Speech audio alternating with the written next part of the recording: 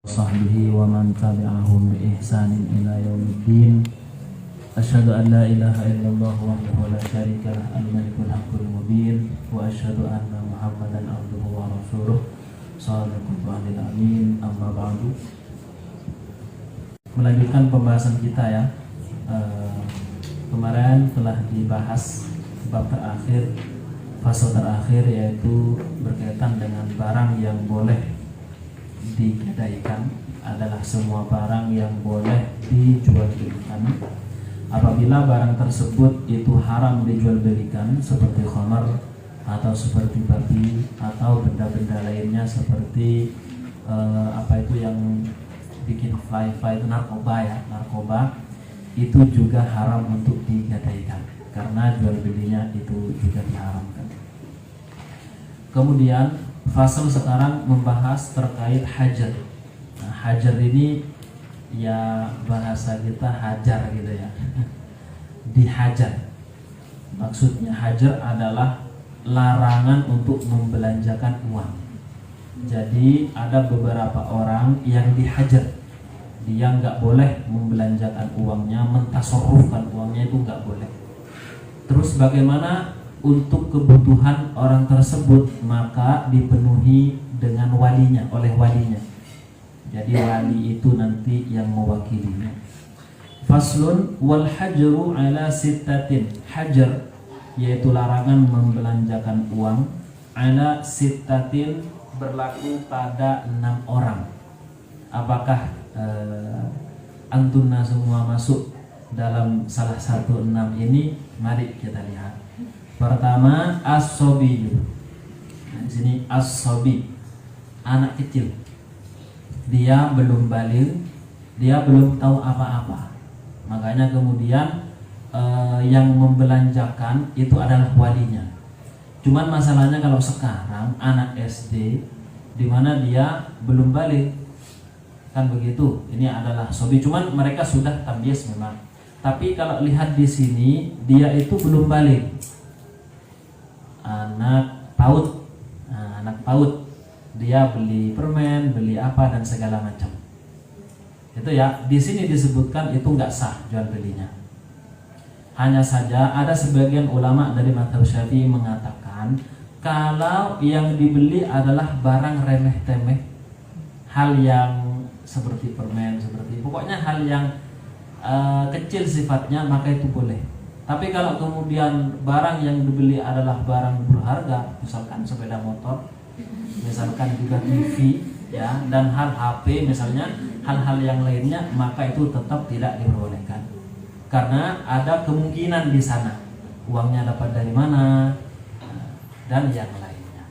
Nah, jadi kalau yang kecil misalkan kita punya adik kecil, dia mau beli permen, ya sudah kasih 2.000 biar dia beli sendiri. Maka itu menurut sebagian ulama dianggap sah karena yang dibeli adalah hal-hal yang kecil.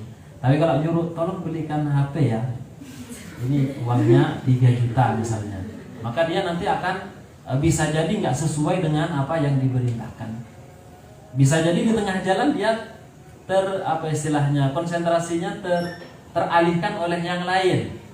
Ya kan, biasanya kan anak-anak gitu disuruh ke sana nggak nyampe-nyampe, ternyata main kucing gitu kan di tengah jalan. Kayak gitu. Atau diajak temennya, beda. Makanya kemudian dilarang mereka membelanjakan uangnya, mentasarrufkan itu dilarang. Yang pertama, semuanya nggak masuk ya, dan semuanya adalah mengerti semua, apalagi terkait masalah uang. Selanjutnya, wal majnun, dan orang gila. Nah, orang gila, apakah gilanya itu terus menerus ataupun gilanya terputus-putus? Karena gila itu ada dua memang, ada gila yang mutbikun terus menerus, atau ada gila yang mutaqatti'un, jadi terputus-putus. Jadi sehari gila, sehari lagi enggak. Ini bukan puasa Daud ya, jadi gila. Puasa Daud kan sehari puasa, sehari makan. Ini enggak, gilanya kayak gitu. Nah, siapapun dia ketika sudah gila maka dilarang untuk mentasarrufkan uangnya. Karena bisa jadi dia itu yang namanya gila, nggak tahu uang, beli permen tapi bayarnya 500.000 misalnya kayak gitu. Kan bisa jadi. Atau mintanya HP tapi bayarnya uang 2.000. Kalau nggak dikasih dia ngamuk, malah dihancurkan konternya dan lain-lain. namanya saja orang gila, makanya nggak boleh untuk mentasarrufkan. Tapi kalau misalkan dia lapar apa segala macam, maka nanti walinya nanti yang akan membelanjakan. Seandainya orang ini punya uang, kan bisa jadi punya uang, misalkan dia dapat warisan atau yang lainnya. Kemudian wasafihi al-mubaddiri limalihi, wasafihi dan orang yang idiot. Orang yang idiot, al-mubaddiri yang menyia-nyiakan limalihi hartanya. Namanya saja orang idiot, apa ya istilahnya kayak sinting gitu ya. Dia nggak ngerti apa-apa, nah itu juga dilarang untuk membelanjakan uang yang dia miliki. Nah, Qala ta'ala, Allah subhanahu wa ta'ala berfirman, wala tu'tus sufaha'a amwalakum allati ja'alallahu lakum qiyama. Dan janganlah kalian serahkan as-sufaha'a kepada orang-orang safi, orang yang idiot, orang yang apa istilahnya ya. Kalau autis itu masih ngerti. Autis itu masih ngerti. Ya pokoknya semacam itulah gitu. Tidak boleh diberikan kepada mereka amwalakum, hartanya. Harta mereka itu, harta kalian juga jangan kasih pada mereka. Allati ja'alallahu lakum qiyaman, yang mana Allah jadikan untuk kalian qiyaman, pokok kehidupan dia itu. Jadi misalkan kita menjadi walinya, ya sudah, kita yang akan membelanjakan keperluan mereka. Termasuk dalam kategori hal yang tidak diperbolehkan untuk berbelanja adalah anak kecil. Makanya kalau ada anak kecil, saya misalnya punya anak kecil, ya saya yang akan belikan popoknya, saya yang akan belikan keperluan dia. Jangan kemudian ini beli popok sana, nggak cocok gitu. Dia juga nggak akan paham. Nah, tu maksudnya tu'atu, ya artinya serahkan, memberi. As-sufaha jam'u safi, wa huwa alladzi la yuhsinu tasarrufa bil mal. Bukan mak ya, bil mal itu harta. Dia adalah orang yang tidak baik untuk membelanjakan harta, tidak tahu membelanjakan harta, wa yad'uhu fi ghairi mawadhi'ihi, dan meletakkan di tempat selain tempatnya. Amwalukum dalam ayat apa? Amwalukum adalah nisbul mali ilal jami', nasabul mali ilal jami'. Jadi menisbatkan harta ilal jami'i kepada lafaz jamak amwalakum, menggunakan kum, li'annahu malullahi, karena sungguhnya adalah harta Allah Subhanahu wa taala. Walil amati haqqun fihi wa in kana milkan khassan lil fardi. Walil ummati, ya bukan amat. Walil ummati ini alasan kenapa kok disebutkan harta kalian, padahal itu bisa jadi harta si anak tadi. Nah, kenapa dinisbatkan kepada al-jami', kepada kalian? Karena hartanya adalah harta Allah. Hakikatnya dia walaupun punya, tapi punya siapa sekarang? Wong dia juga nggak boleh untuk membelanjakan. Ya berarti hartanya Allah. Hanya saja, walaupun hartanya Allah, tetap dia mempunyai hak yang nanti yang akan dikelola oleh walinya itu tadi. Walil ummati haqqun fihi. Umat ini mempunyai hak pada harta orang yang safih tadi. Dalam hal ini adalah walinya. Wa in kana milkan khassan lil fardi, walaupun hartanya itu miliknya perseorangan tadi, cuman karena dia tidak bisa mengelola dengan baik, maka kemudian walinya itu tadi yang mengelola harta tersebut. Qiyaman, maksudnya qiyaman apa? Di dalam ayat itu adalah qawamu ma'asyikum, adalah pokok kehidupan kalian, wa qada'u hawaijikum, dan kebutuhan kalian bihadhil amwal, dengan harta ini. Wa qala ta'ala, dalam ayat lain Allah berfirman, fa in kana alladhi 'alaihi al-haqqu safihan aw dha'ifan aw la yastati'u ay yumilla huwa falyumlil waliyuhu bil 'adl. Nah, di sini di dalam ayat lain disebutkan walinya justru. Apa katanya? Apabila kana alladhi 'alaihi al-haqqu, orang yang berhutang, yang mempunyai hak, safihan adalah orang yang safi, orang yang idiot tadi, au dhaifan, atau dia orang yang lemah, termasuk diantaranya anak kecil tadi, atau orang yang gila. Au la yastati'u an yumilla, atau ia tidak mampu untuk mengimla. Jadi mengimla, menulis, tidak mampu. Fal yumlil waliyuhu, maka hendaknya mengimla walinya itu tadi. Bil adil, dengan adil. Jadi di sini ada perintah untuk mengelola hartanya oleh sang wali. Alladzi alaihil haqqu, maksudnya apa dalam ayat al-mustadinu, yaitu orang yang berhutang, dhaifan, lemah, lisigarin, baik karena kecil, au ikhtilali aklin, atau rusaknya akal, ya seperti safi, bodoh, ataupun idiot. La yastati'u an yumilla, tidak mampu untuk mengimla, maksudnya apa? La yuhsinul imla, ya tidak bisa imla, menulis, atau tidak mampu mengatakan ucapan, atau tidak mampu mengatakan ucapan karena ada masalah di otaknya. Li uqdatin fi lisanihi, karena ada uqdah, yaitu sulit untuk mengucapkan wa nahwiya dan semisalnya. Wahlul uqdatam min lisan. Makanya lepaskanlah hal-hal yang kemudian kita sulit untuk menyampaikan sesuatu dari lisan kami, ya Allah. Kan gitu ya, itu doa di antaranya doa Nabi Musa, wahlul uqdatam min lisan yafqahu qawli. Wal imla huna, maksud dari imla di sini apa? An yaqra'a 'alal katib, dia membacakan untuk juru tulis, ad-daini, yaitu akad hutang, liyaktubahu, untuk menuliskannya. Wa wajhul istidlal bil ayah, adapun pengambilan dalil dengan ayat ini adalah annallaha ta'ala akhbara, bahwa Allah ta'ala mengkabarkan, anna haula'i, bahwa mereka itu yanubu anhum awliya'uhum, mewakili dari mereka awliya'uhum, wali-wali mereka. Jadi aktivitas yang berkaitan dengan jual beli itu diwakili oleh walinya, fit tasarrufati, di dalam masalah tasarrufat, membelanjakan. Wa huwa ma'nal hajar, itu yang kemudian menjadi makna hajar di dalam pembahasan ini. Wa qala ta'ala, Allah juga berfirman. Banyak ini penjelasan terkait ini, poin 1 ini. Allah berfirman, wa batalul yatama hatta idza balagun nikaha fa in anastum minhum rusydan fadfa'u ilaihim amwalahum. Wa batalul yatama, dan ujilah orang-orang yatim yang biasanya masih kecil dan dia mendapatkan harta warisan dari orang tuanya. Hatta idza balagun nikah, sehingga ketika ia cukup umur untuk menikah, fa in anastum minhum, maka apabila kalian merasa di antara mereka rusydan, yaitu ada kecerdasan di dalam mengelola harta, tidak lagi sobi, tidak lagi akan tadi sobi ya, anak kecil yang masih belum tahu menau dalam masalah harta, akhirnya sudah tahu dalam masalah itu, fadfa'u ilaihim amwalahum, maka serahkanlah kepada mereka amwalahum, harta mereka. Jadi ibtalu apa? Ibtalu ay ikhtabiru, ujilah mereka. Al-yatama jam'u yatim, wa huwa man la walidalahu, orang yang enggak punya orang tua. Balagun nikah asbahu ahlan lizzawaj, dia pantas untuk menikah.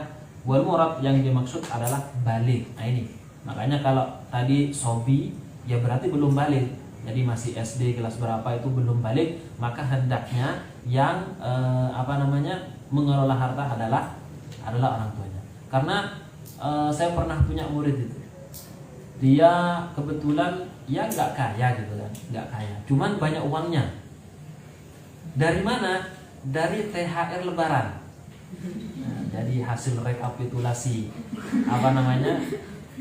angpau itu ketika Lebaran banyak sekali uangnya, sehingga bawa uang ke sekolah itu 100.000, yang lainnya bawa 2.000, bawa 5.000, dia bawa 100, paling kecil 50.000, ya kan? Sehingga akhirnya apa? Uang banyak, kemudian dia traktir temannya yang banyak, ya kan? Nah ini kan dia memang tamyiz, sudah tamyiz, dia tahu uang ini, cuman karena masih belum sempurna akalnya, karena belum balik, sehingga dia akan mentasarrufkan uang dengan sia-sia, menyia-nyiakan uangnya. Nah makanya kemudian di sini dilarang. Untung belinya mungkin cuma permen, tapi kalau 100.000 masa permen semua gitu kan? Ada ini dan itu. Anastum, lamastum wa'araftum, kalian merasa dan mengetahui rusdan. Maksudnya rusdan apa? Salamatu aklin, selamatnya akal, sudah sempurna akalnya, sudah ngerti. Wa husnut tasarrufi, dan baik di dalam membelanjakan uang. Wa salahu dinin, dan agamanya juga sudah baik. Faqad dallatil ayatu, ayat ini sungguh telah menunjukkan ala annalladzi, bahwa orang yang la yulmasu fihi rusydu, yang tidak ditemukan tanda-tanda rusyd, yang tidak ditemukan tanda-tanda kecerdasan di dalam mengelola harta, la yudfa'u lahu maluhu, hartanya tidak diberikan pada orang itu. Wa yuhjaru alaihi, dan dihajar itu. Dihajar, dilarang untuk membelanjakan hartanya. Nah, cuman repotnya memang ada angpau itu, sehingga anak-anak memang megang sendiri uangnya. Terkadang kan banyak itu. Makanya orang tua harus benar-benar mengawasi betul apa yang kemudian dia belanjakan. Nah, selanjutnya wal muflis. Yang selanjutnya wal muflisi, dan orang yang bangkrut. Alladzi irtakabat hudduyunu, yang dibebani oleh hutang. Jadi dia banyak hutangnya. Hutangnya banyak sekali sampai dia menjadi orang yang bangkrut, yang dahulunya punya mobil berapa gitu kan, sekarang hanya punya sepeda ontel karena terlilit hutang. Rumahnya dulu yang bagus, yang bertingkat-tingkat, semuanya dijual, dan sekarang bangun rumah dari bambu. Nah, orang seperti ini bagaimana ini? Sudah terlilit hutang, maka dia juga dihajar. Dia tidak boleh membelanjakan uang yang dia miliki, kecuali membelanjakan hal-hal yang memang kebutuhan pokoknya.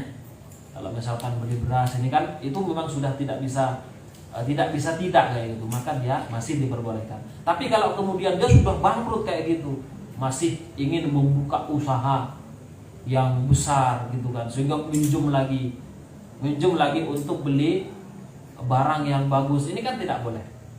Makanya orang-orang yang seperti ini irtakabat hudduyun, dibebani oleh hutang, itu dilarang untuk mentasarrufkan hartanya. Rawa Malikun an Umar.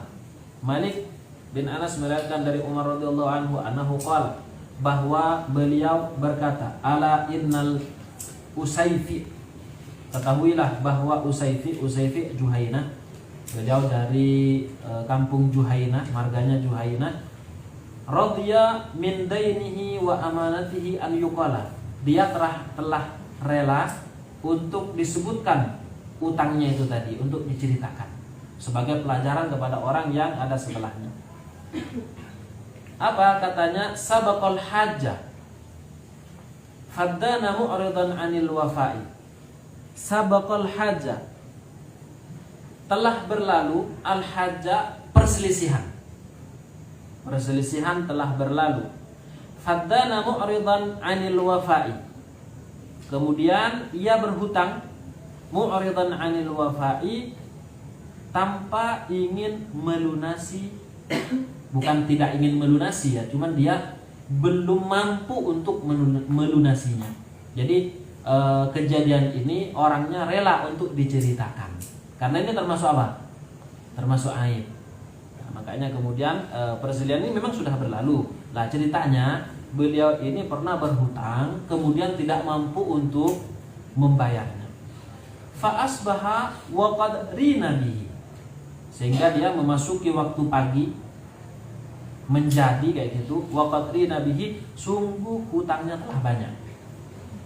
Nah, setelah utang nggak mampu bayar, ternyata dihitung-hitung sangat banyak sampai dia benar-benar tidak mampu untuk melunasinya. Nah, hal seperti ini dia tidak bisa untuk kemudian membelanjakan hartanya, khususnya dalam barang-barang atau sesuatu transaksi yang sifatnya sangat besar. Takutnya nanti akan malah tambah membebani dirinya, karena sebelumnya memang sudah banyak hutang. Ya, dalam masalah hutang ini kan tersiksa ya, diam, nggak enak gitu kan, bertemu dengan orang yang kita minjam hutang juga gimana kayak gitu. Jadi merasa benar-benar tersiksa. Walaupun Rasulullah pernah berhutang, jangan kemudian dikatakan bahwa hutang itu adalah sunnah Nabi gitu. Sunnah Nabi, artinya kalau dikatakan sunnah dengan artian pernah dilakukan oleh Nabi, iya, karena Rasulullah pernah berhutang dengan menggadaikan baju besinya di awal itu.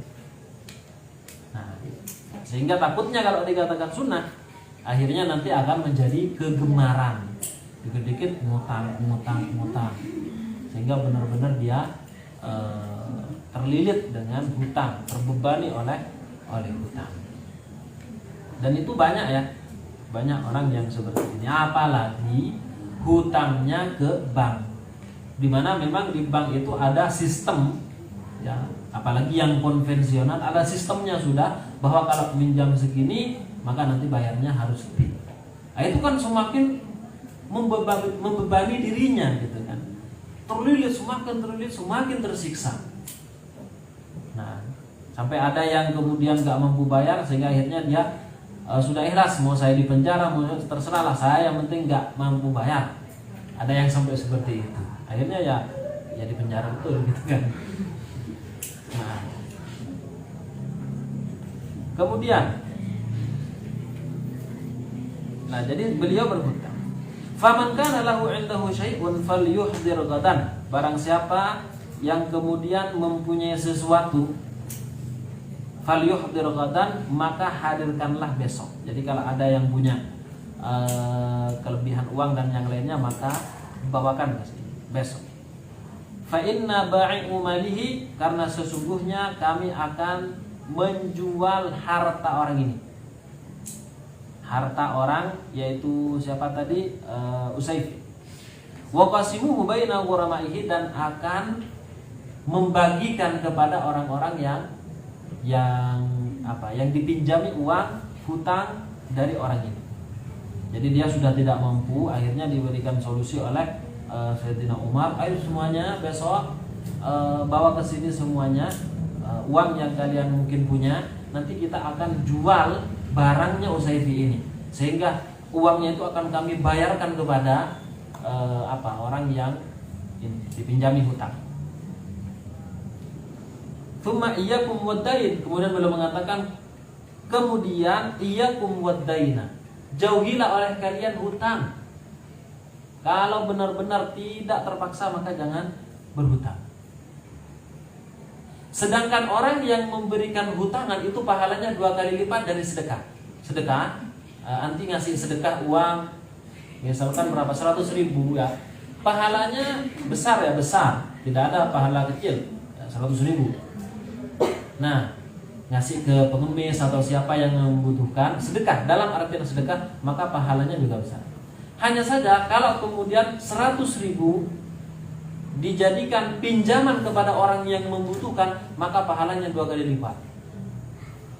Lahu ajran, maka dia mempunyai 2 kali lipat dari pahala bersedekah itu. Kenapa? Kata Rasulullah, karena sedekah itu ya kan, sedekah dia diberikan kepada orang yang memang membutuhkan. Sejak awal memang membutuhkan. Gitu ya. Sementara kalau piutang ini memberikan hutangan kepada orang lain, tidak akan terjadi kecuali yang ini minta pasti terpaksa. Yang minta utang itu pasti terpaksa.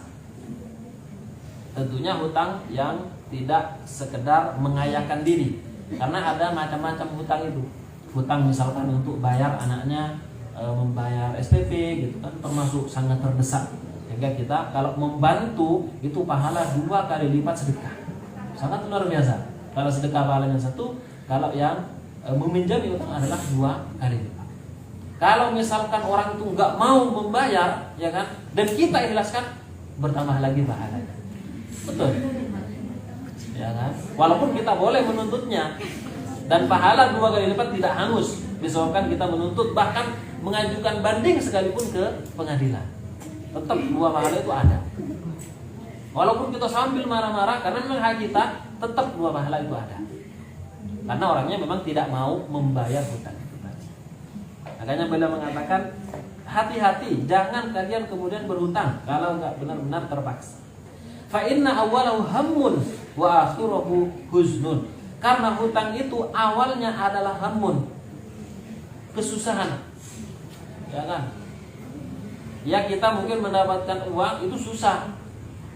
Susah maksudnya untuk bayar gitu kan, untuk nyaur hutang itu sangat susah gitu. Pening. Wa akhiru huznun, dan akhir dari hutang itu adalah kesedihan. apalagi memang nggak mampu untuk nyaur utang. Bener, bukan hanya sedih itu, bisa meraung-raung sendiri banyak hutang. Nah, faddana di dalam pembahasan hadis di atas atau asar di atas disebutkan faddana maksudnya istadana, berhutang. Mu'radan 'anil wafa maksudnya apa? Ai walam yufi dainahu wa tahawana biha. Beliau itu tidak mampu membayar utang dan juga meremehkan.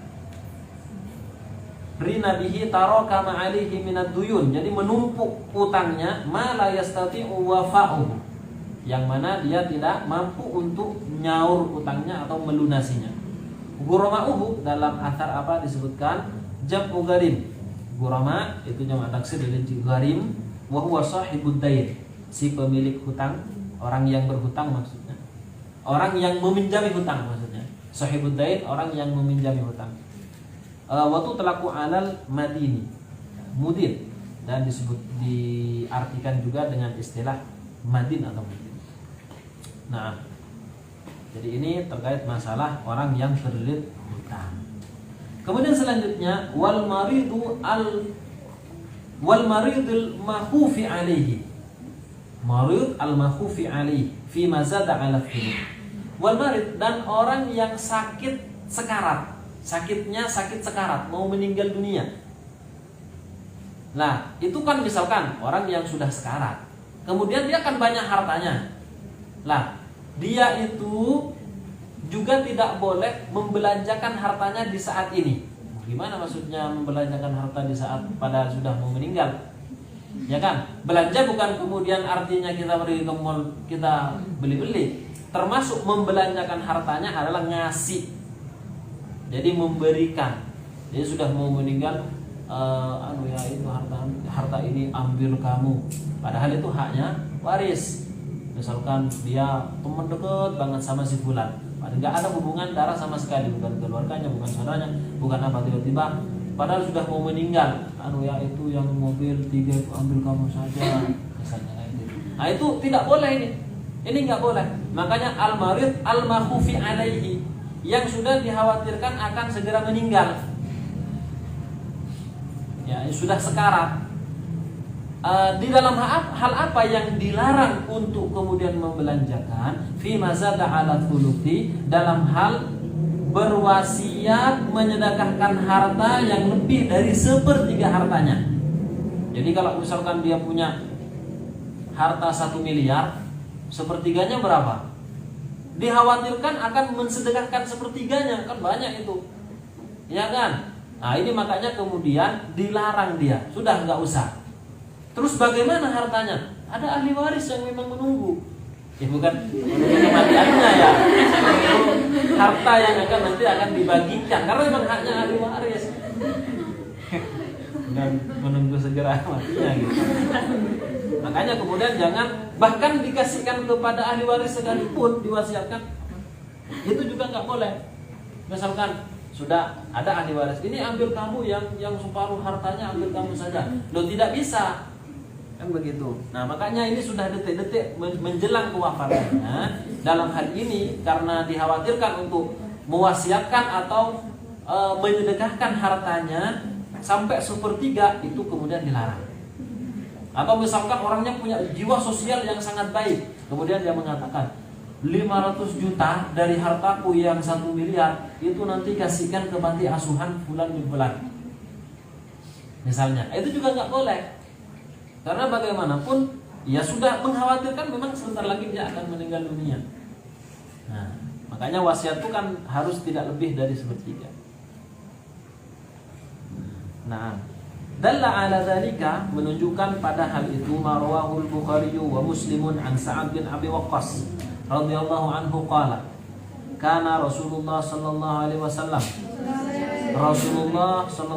wasallam ya'uduni, pernah menjengukku, katanya Sa'ad bin Abi Waqqas, ama hajjatil wada, yaitu pada tahun haji wada, min waja'in ishtadda bi, karena sakit yang aku rasakan, yang aku alami. Fakultu, lalu kemudian aku bertanya pada Rasulullah, inni qad balagha bi minal waj'i. Sesungguhnya aku benar-benar ada di puncak sakit wahai Rasulullah. Wa ana dumalin, dan saya adalah orang yang kaya. Wala yarithuni illa ibnatun, dan pewarisku hanya satu orang, perempuan. Gak ada semuanya. Bahkan kalau begitu istrinya juga sudah meninggal dunia. Jadi cuma punya anak satu saja. Nah, harta kan banyak. Kemudian beliau mengatakan, afa atasaddaqu bi thuluthi mali? Bolehkah saya untuk menyedekahkan sepertiga saja dari hartaku, wahai Rasulullah? Kan begitu. Apa kata Rasulullah? Tidak, nggak boleh. Jangankan separuh dari harta yang dimilikinya, sepertiga aja nggak boleh. Kalau di bawahnya sepertiga itu masih diperkenankan, ya kan? Dari uang 1 miliar sudah nanti 100.000 kasihkan ke panti asuhan, nah boleh itu. Kan tidak, kan hanya seujung kuku lah istilahnya 100.000 itu. Atau anggaplah 200.000 kan tidak masalah gitu kan. Sangat kecil, itu enggak masalah. Termasuk wasiat dari orang yang akan meninggal ini. Nah, kemudian kata Rasulullah, jangan seperti itu. Fakultu bisyatri, gimana kalau separuhnya ya Rasulullah? Kata Rasulullah, faqala la, tidak boleh juga. Tsumma qala ats-tsulutu wa tsulutu kabir au katsir. Kata Rasulullah kemudian mengatakan sepertiga itu wa tsulutu kabir au katsir. Sepertiga dari harta itu banyak. Itu haknya ahli waris. Jangan kemudian diberikan kepada selain ahli waris. Innaka antadara warathataka agniya'a. Sesungguhnya engkau meninggalkan ahli warismu dalam keadaan kaya. Jadi ahli warisnya nanti mendapatkan harta yang banyak. Khairun, itu lebih baik min antadharahum alatan yatakaffafuna an-nasa. Lebih baik daripada meninggalkan mereka dalam keadaan miskin sehingga mereka nanti minta-minta kepada orang. Kenapa kok meninggalkan mereka dalam keadaan miskin? Sebab harta yang kau miliki telah berikan kepada orang lain, di mana harta ini adalah hak dari harta ahli waris. Makanya kemudian lebih baik menjadikan mereka kaya.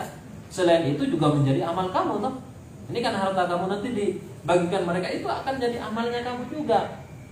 Bagaimanapun seperti itu. Nah, makanya kemudian itu lebih baik. Balagabi minal waj'i, maksudnya apa? Ai mabalagan syadidan atawaqqa'u minhul maut.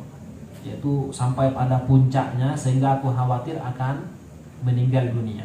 Atawaqqa'u minhul maut. Bisyatri maksudnya apa? Binisfi, separuh. Alatan fuqara, yaitu miskin, fakir. Yatakaffafuna apa? Yas'aluna bi akuffihim, minta-minta dengan tangan. Ai au yatlubuna ma fi akuffin nas, meminta apa yang ada di tangan manusia. Daripada seperti itu nanti anak kamu, lebih baik kamu tinggalkan harta yang banyak bagi mereka. Nah, makanya memang motivasi orang tua kemudian bekerja siang malam, di antara motivasinya karena ada anak. Coba bayangkan orang tua nggak punya anak, apa motivasinya coba? Kerja memang untuk menafkahi istri, ya kan? Dan itu adalah satu kewajiban. Gitu. Tapi motivasi yang sangat kuat itu karena punya anak. Makanya anak itu sangat luar biasa, anugerah dari Allah Subhanahu Wa Taala yang tidak bisa diukur. Ya tentunya anugerah setelah istri ya. Istri anugerah yang luar biasa, baru kemudian ya kan nggak mungkin ada anak duluan. Itu sangat luar biasa, baru kemudian anak. Alhamdulillah. Terus kemudian wal 'abdil ladzi lam yu'dzan lahu fit tijarah, lam yu'dzan itu pakai sukun ya. Wal 'abdi yang selanjutnya adalah budak alladzi lam yu'dzan, di mana dia tidak diizinkan baginya fit tijarah, di dalam berdagang. Jadi ada budak di mana tugasnya hanya di rumah saja, bersih-bersih, ngepel dan yang lainnya. Dia tidak diperkenankan untuk belanja. Maka bagaimana? Ya dia nggak boleh belanja.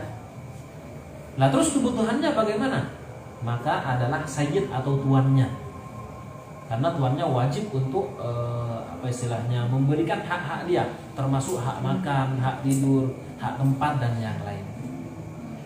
Nah, Selanjutnya wa tasarrufus sabiyyi, adapun tasarrufnya anak kecil, wal majnuni orang gila, wasafihi dan juga orang idiot, ghairu sahihin, itu tidak sah.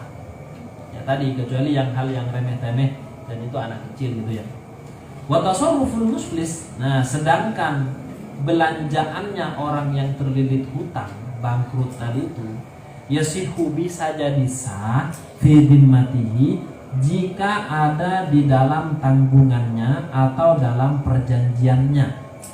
Duna a'yani malihi, bukan tasarruf pada benda hartanya itu sendiri. Jadi orang yang muflis seperti itu, orang yang bangkrut, bisa jadi jual belinya itu sah dengan catatan tetap berada dalam tanggungannya gitu. Artinya nambah utang lagi gitu. Dan itu pada hal-hal yang memang sangat dibutuhkan. Nah, wa tasarruful marid, adapun belanjaannya orang yang sakit fi mazada ala thuluth, orang sakit yang hampir meninggal itu tadi seperti akan memberikan uang kepada orang lain, fi mazada ala thuluthi, yaitu pada harta yang lebih dari sepertiga harta semuanya, mauqufun ala ijazatil warathati min ba'di, tergantung izin atau rekomendasi ahli waris setelah kewafatannya. Membolehkan nggak ahli warisnya? Karena bagaimanapun hartanya adalah harta ahli waris. Tapi kalau sudah mengizinkan, ini dulu orang tua sampean pernah mengatakan bahwa sepertiga hartanya itu diberikan ke kami selaku pengelola panti asuhan, ya kan? Apakah benar yang kau katakan? Benar, ini ada hitam di atas putih. Karena kalau hanya sekedar mengatakan nggak bisa diterima, apalagi sekarang, kan begitu. Dulu pernah mengatakan, Pak, buktinya mana? Ya nggak ada, cuman pernah mengatakan, saya berani bersumpah. Lah, dalam hal ini si ahli waris bisa jadi boleh untuk tidak mempercayainya, karena harus ada bukti. Oh, misalkan ada videonya, Pak, ada rekamannya, Pak, boleh disodorkan dan diuji nanti apakah benar yang mengatakan ini adalah ayah kami atau ini hanya editing dan yang lainnya. Yang penting harus 100% terbukti. Kemudian setelah terbukti pun ahli waris mengizinkan atau tidak. Ya wes, kami rela. Sudah rela semua ya? Rela. Baik, ambil dari uang semua sepertiga. Berapa? Sepertiga dari 1 miliar diambilkan kemudian dikasihkan. Jadi sudah menjadi haknya ahli waris. Bahkan ketika sudah mau meninggal sekalipun, mau nazak, sudah menjadi ahli warisnya. Makanya kemudian tadi tidak boleh untuk menghasilkan lebih dari sepertiganya. Tapi kalau masih sehat wal afiat, ya kan, punya harta banyak, dia mau kasih separuh hartanya kepada orang lain, ya nggak masalah. Ya karena kenapa? Dia milik dirinya sendiri, milik sang ayah masih. Kan masih sehat wal afiat gitu kan, nggak apa-apa. Tapi sementara kalau sudah mau meninggal, nah itu sudah jangan, nggak boleh. Makanya dilarang di sini tadi. Sementara kenapa ini kok dilarang? Begini, orang yang sudah mau meninggal, dia itu biasanya merasa aman saya sedikit ya Allah, aman saya ini dan itu kurang sempurna. Oh iya ya, saya punya harta masih ya. Sebelum meninggal gimana kalau semua harta saya diinfakkan di jalan Allah SWT? Itu sudah orang hampir meninggal, pikirannya seperti itu. Gak akan mikir hal-hal yang lain, mesti akan memikirkan amal soleh. Nah, di antara amal soleh adalah menyedekahkan hartanya di jalan Allah. Nah, cuman masalahnya ini sudah benar-benar mau meninggal dunia dan hak waris sudah menunggu. Ahli warisnya sudah menunggu gitu kan. Dalam dua artian gitu. Nah,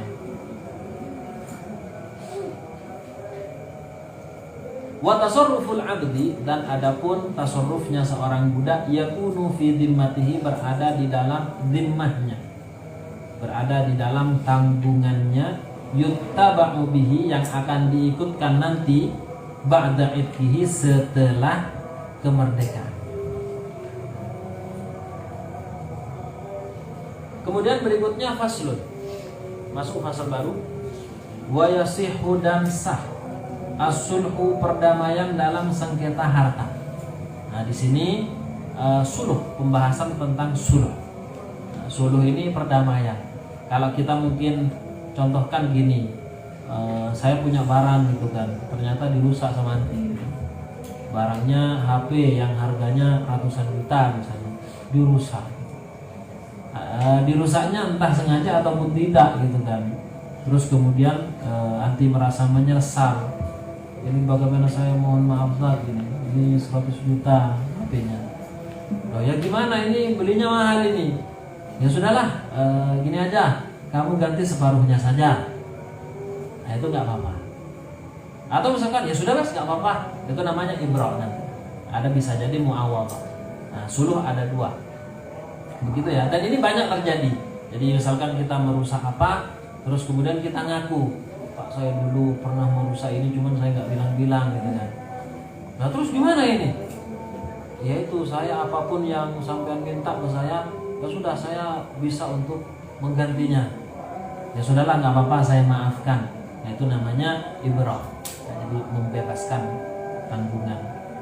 Nah, wa yasihu as-sulhu ma'al iqrari, disertai adanya pengakuan minal mudda'a alaihi, dari terdakwa, bil mudda'awihi, oleh pendakwa, al musalaha alaihi, yang dituntut untuk islah atau dituntut untuk suluh.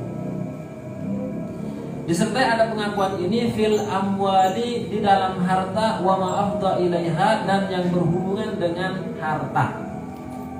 Maksudnya apa? Misalkan begini, di dalam hukum Islam, orang yang membunuh maka hukumnya adalah qisas. Kutiba alaikumul qisasu fil qatla. Nah, misalkan ya ada fulan membunuh kerabat kita. Maka bagaimana? Ada dua pilihan. Kita sebagai keluarga bisa menuntut dia untuk dikisos sesuai dengan ayat yang telah disebutkan dalam Al-Quran. Kan begitu. Nah, kalau misalkan sudahlah, kalau kisos itu nanti kan tadi kan keluarga kami sudah meninggal dunia. Kalau dia dikisos mati, kita nggak dapat apa-apa. Kan begitu. Gimana kalau diat saja? Misalnya, diat itu ganti nyawa dengan menggunakan harta. Kan begitu. Udahlah diat saja. Diatnya berapa? Ketentuannya diat berapa ya? Saya lupa itu. Anggap saja berapa miliar gitu kalau pakai uang. Kok mahal 10? Ini nyawa ini. Kan begitu. Bukan permen, ini nyawa orang. Nah akhirnya kemudian di sana pihak sana nggak mampu Pak kalau sampai 2 miliar misalnya. Kami mampunya cuma 500 juta. Wah gimana ya? Ngisos setengah kan nggak bisa gitu kan, setengah ngisos kemudian setengahnya bayar, nggak bisa. Ya sudahlah, 500 nggak apa-apa, sudah. Cuman jarang orang seperti ini. Sepanjang perjalanan kaum muslimin, mulai dari Rasulullah sampai khilafah terakhir runtuh di Turki, itu biasanya kita kisos ya balasannya kisos. Jarang-jarang ada orang yang kemudian ya sudah nuntut dia. Ada 1-2 cuman jarang. Mesti keluarganya sudah menuntut, ya sudah ini kan keluarga saya meninggal, mereka juga harus dihukum dengan sepantasnya. Seperti itu. Nah, seandainya keluarganya sudahlah pakai diat saja dan memang mengikhlaskan separuhnya, ya sudah nggak apa-apa. Dan itu memang menjadi hak daripada keluarganya. Nah, wahwa ini ada penjelasan ay ma ya'ulu amruhu ilal amwal, hal yang berhubungan dengan harta, kaman istahaqqa qisasan ala akhara, seperti halnya orang yang berhak mengkisos orang lain, keluarga tadi akan mengkisos orang lain yang membunuh keluarganya, fasalahahu minhu ala mali, kemudian dari pihak terdakwa itu bersuluh dengan menggunakan harta. Ya sudah saya enggak mau mati Pak, saya benar-benar ingin hidup Pak, masih ingin menghirup udara pagi, ditemani secangkir kopi misalnya, gitu. Enak saja kamu gitu kan. Nah, ya sudah kamu berani berapa? Diatnya ukurannya segini. Oh, kamu punya hanya 500, baik nggak apa-apa. Misalnya keluarganya memaafkan, kayak gitu. Nah, wal aslu fi masyru'iyyatihi qauluhu ta'ala, adapun asal di dalam disyariatkannya suluh adalah firman Allah Ta'ala, was-sulhu khair. Adapun suluh, perdamaian dalam sengketa harta itu baik. Was-sulhu jaizun bainal muslimin, Dalam hadis as-sulhu boleh, sulhu itu boleh antara kaum muslimin illa sulhan harrama halalan aw halal haraman, kecuali perdamaian yang mengharamkan yang halal atau menghalalkan yang haram. Sudahlah Pak, damai saja Pak. Kemudian dia menyuap kayak gitu, disuap. Itu kan haram, disuap, disogok. Damai tapi dengan cara seperti itu, nah itu nggak boleh. Uang perdamaian katanya, itu nggak boleh ya. Riswah itu tetap tidak diperbolehkan. Kemudian wal muslimuna ala syurutihim, kaum muslimin itu terikat dengan syarat mereka. Melakukan perjanjian apa dengan orang lain, maka nanti terikat dengan perjanjian itu. Illa syartan, kecuali syarat yang mengharamkan yang halal, au ahalla haraman, atau menghalalkan yang haram. Wa huwa naw'ani, ibra'un wa mu'awadatun. Dan suluh itu ada dua macamnya, ada suluh ibra' dan suluh mu'awadah.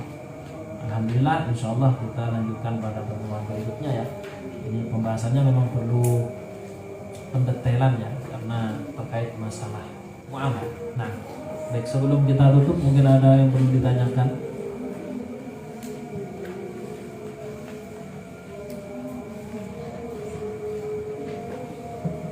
Ada? Nggak ada ya? Alhamdulillah, jika tidak ada kita tutup. Ini saja yang bisa saya sampaikan, kurang lebihnya mohon maaf. Wassalamualaikum warahmatullahi wabarakatuh.